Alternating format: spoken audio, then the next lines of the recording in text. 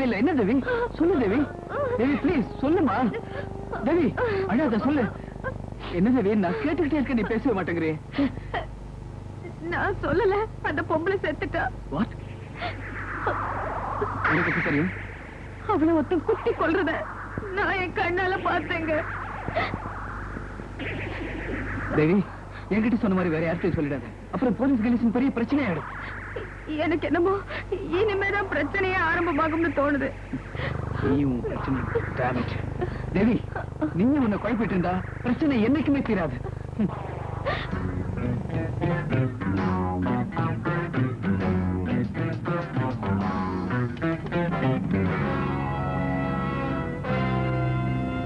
தேவி இதுவரைக்கும் உன் மனசை அரைச்சுக்கிட்டு இருந்த கொலை நடந்து முடிஞ்சு போச்சு. என் ஆசை என்னன்னா இனிமேலாவது உன் ஞாபகம் எல்லாம் என்ன மட்டுமே சுத்தி இருக்கணும். ஓகே? நடந்ததெல்லாம் மறந்துட்டு இன்னில இருந்து நீ நிம்மதியா இரு.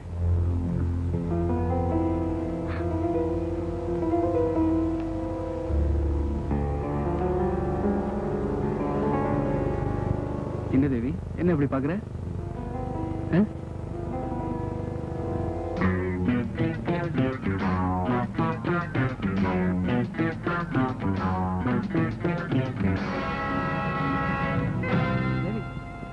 தெரியுமா இத பாரு தேவி, நடந்ததெல்லாம் மறந்துட்டு.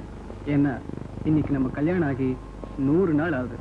நீ என்ன பண்ற, குளிச்சுட்டு பூ மாதிரி ட்ரெஸ் பண்ணிட்டு நம்ம பெட்ரூம்க்கு வர. நான் நம்ம பெட்ரூமை பூவாலே அலங்கரிச்சு வைக்கிறேன். ரைட்? ஓகே.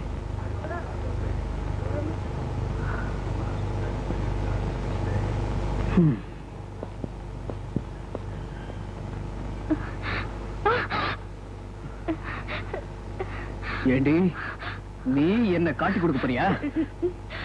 Bloody bitch!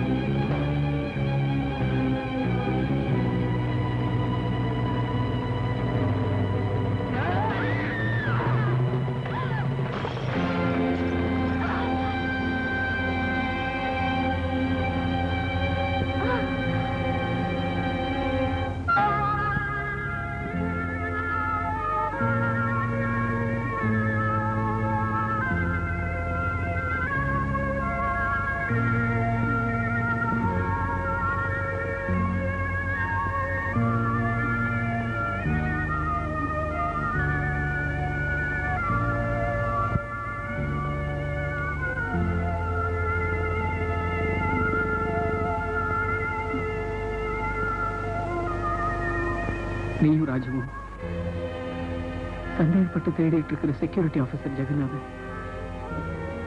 என்கிட்ட சம்பளத்துக்கு வேலை பார்க்கறேன். எங்க அப்பா தன்னோட கெட்ட பழக்கங்களால பரம்பரையா பெரியவங்க சேர்த்து வச்ச சொத்தையெல்லாம் பாழாக்கிட்டாரு. அதனால நானும் எங்க அம்மாவும் நடுத்தெருவுல நின்னோம். பசியும் அவமானமும் எங்க அம்மாவை கொன்னுடுச்சு. என்னோட காலத்திலேயே எங்க அப்பாவோட சொத்தை சம்பாதிச்சு காட்டணுங்கிற வைராகியத்தோட சம்பாதிக்க ஆரம்பிச்சேன். சட்டத்துக்கு புறம்பான வழியில தான் என்னால சீக்கிரமா சம்பாதிக்க முடிஞ்சது. நிறையவும் சம்பாதிச்சேன். மியூசியத்திலிருந்து நிறைய கலைப்பொருட்களை திருடி விற்க பார்வதியும் ஜெகநாதனும் எனக்கு கூட்டாளிகள் அமைஞ்சாங்க. தங்க கோபுரத்தை நாங்க திருடினது மியூசியத்துல வேலை பார்த்த உங்க அக்காவுக்கு தெரிஞ்சிடுச்சு. எங்களுக்கு எதிரான முக்கியமான சாட்சி உங்க அக்கா. எவ்வளவோ சொல்லியும் அவ கன்வின்ஸ் ஆகல. முடிவா அவளை கொலை செய்யறதை தவிர எனக்கு வேற வழியே தெரியல. கொன்னுட்டேன். என்னோட கூட்டாளியா இருந்துகிட்டே எனக்கு எதிராக வேலை செஞ்சா பார்வதி. எனக்கு தெரியாம நான் செஞ்ச கொலைய வீடியோ கேமராவில் படம் எடுத்து வச்சுக்கிட்டு என்ன பயமுறுத்திக்கிட்டு இருந்தா. இவருக்கு வாடகையா ஒவ்வொரு மாசமும் அவளுக்கு நிறைய பணம் கொடுத்துக்கிட்டு இருந்தேன். கடைசியா அவ கேட்ட தொகை இதுவரைக்கும் நான் சம்பாதிச்ச பணத்தை விட அதிகம். அதனாலதான் அவளை கொண்டு அந்த கேசட்டை எடுத்துக்கிட்டு வர ஜெகநாதன் அனுப்புறேன். நீ இந்த கொலையையும் பார்த்துட்ட. நீ உயிருக்குயிரா நேசிக்கிற உங்க அக்கா கொலையையும் பார்த்துட்ட. உங்க அக்காவை எந்த காரணத்துக்காக கொன்னனோ அதே காரணத்துக்காக தான் உன்னையும் கொல்றேன். என்னை பொறுத்தவரையில எனக்கு பணம் தான் எல்லாம்.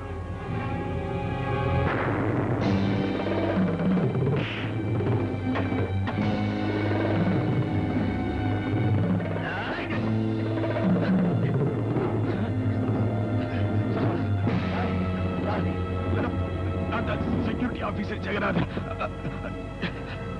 யூசியத்துல வேலை பார்த்துட்டு இருந்த ஒரு காதலி ஜெயா நீ நினைக்கிற மாதிரி யாரோட ஓடி போகல. சில திருட்டு போன விஷயம் அவளுக்கு தெரிஞ்சிட்டதுனால எங்க பாஸ் தான் அவரை கொலை பண்ணாரு. சொல்ல யார் அனுப்புறது?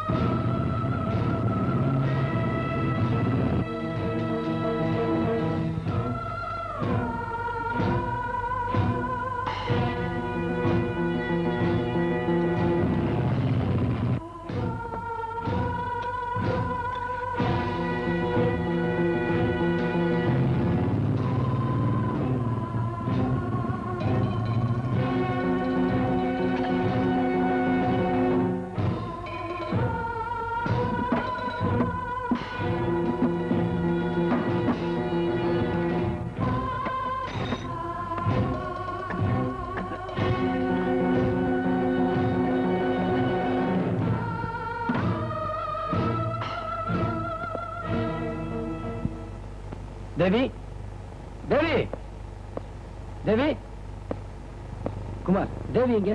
What nonsense. அவன் உன் கூட வந்திருப்பா நான் நினைச்சிட்டு இருக்கேன். நீ என்னடா என்கிட்ட வந்து கேக்குற? ஆமா, இது என்ன தலையில கட்டு, பிளட்? தேவி எங்க? நான் போன் பண்ணப்போ வீட்டுல தானே இருந்தா. வீட்டை விட்டு வெளியே போக வேணாம் நான் அவர்கிட்ட சொல்லியிருந்தேனே. என்ன சொல்றீங்க? ஈவினிங் ஃபங்க்ஷனுக்கு வரேன்னா அங்கேயும் வரல. அவளுக்காக வெயிட் பண்ணி பண்ணி கடைசியில வெக்ஸ் ஆகி இங்க வந்தா நீங்க என்னடாண்ணா?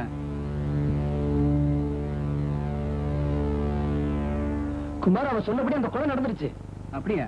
ஆமா குமார். ஒருவேளை போலீஸ் ஸ்டேஷன் போயிருப்பாளோ? சரி வாங்க போய் பார்ப்போம்.